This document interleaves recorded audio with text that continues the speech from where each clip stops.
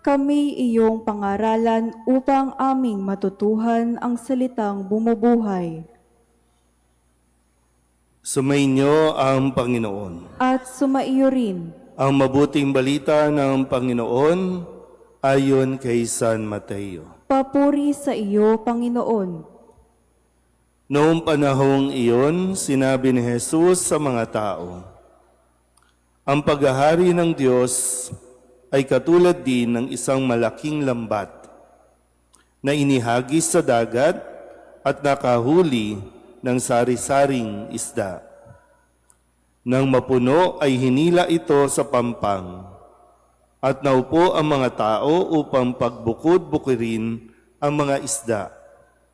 Tinipon nila sa mga sasidlan ang mabubuti, ngunit itinapon ang mga walang kwenta. Gayun din ang mangyayari sa katapusan ng daigdig. Darating ang mga anghel at ihiwalay ang mga makasalanan sa mga banal at iahagis ang mga makasalanan sa maningas na pugon. Do'y mananangis sila at magngangalit ang kanilang ngipin. Naunawaan na ba ninyo ang lahat ng ito? Tanong ni Jesus. Opo, sagot nila. At sinabi niya sa kanila, kaya nga, ang bawat iskriba na kumikilala sa paghahari ng Diyos ay tulad ng isang puno ng sambahayan na kumukuha ng mga bagay na bago at luma sa kanyang taguan. Nang masabi na ni Jesus ang mga talinghagang ito, siya'y umalis doon. Ang mabuting balita ng Panginoon. Pinupuri ka namin, Panginoong Hesukristo. Isang magandang gabi po sa inyong lahat. Ngayon po ay Huwebes ng ika-17 linggo sa karaniwang panahon at sa magkakasunod na linggo o araw ay narinig natin ng iba't ibang paggamit ni Jesus ng talinghaga para ipaliwanag ang paghahari ng Diyos o kung ano ang mangyayari pagdating ng kaharian o pagdating ng katapusan. Ano ba mga naalala ninyong talinghaga?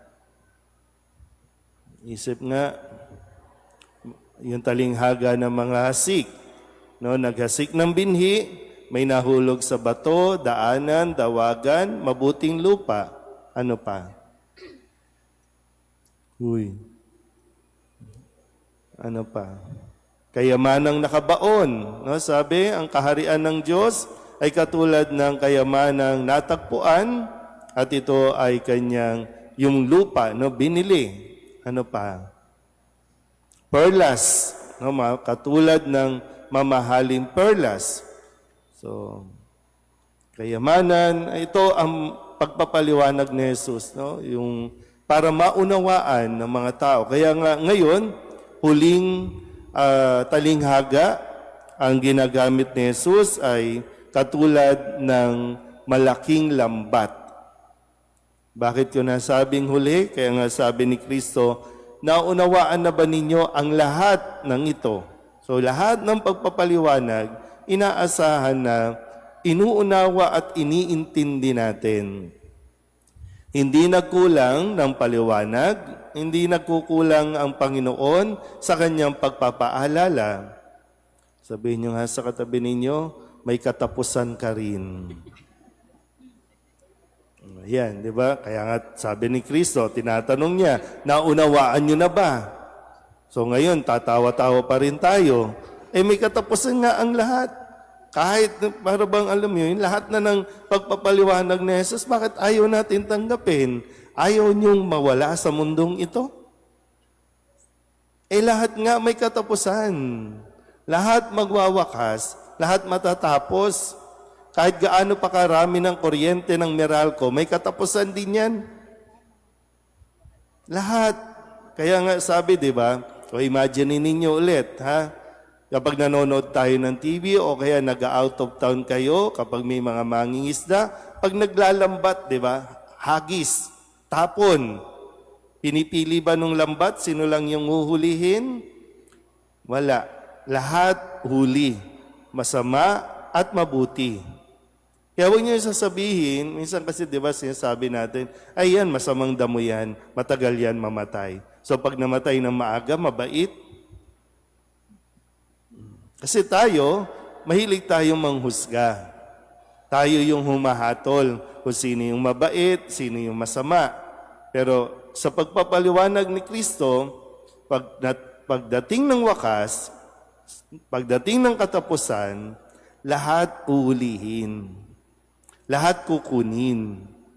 Pero ang Diyos ang magdidetermine, ang Diyos ang hahatol, ikaw ay mabuti, ikaw ay walang kwenta. At ang walang kwenta sa impyerno, ang mabuti sa langit. Okay pa ba tayo? Kaya nga, maganda mapagnilayan sa araw-araw na paggising natin. Ano yung, para bang, ngayon kasi paggising mo pa lang, cellphone na ang hanap, di ba, no? Pero, kung sakali lang, na medyo manumbalik yung katinoan ng pag-iisip, paggising mo sa umaga, ano ang dinadasal mo? Kung sakaling nagdadasal ka pa. Ha? Thank you, Lord. No? Thank you, Lord.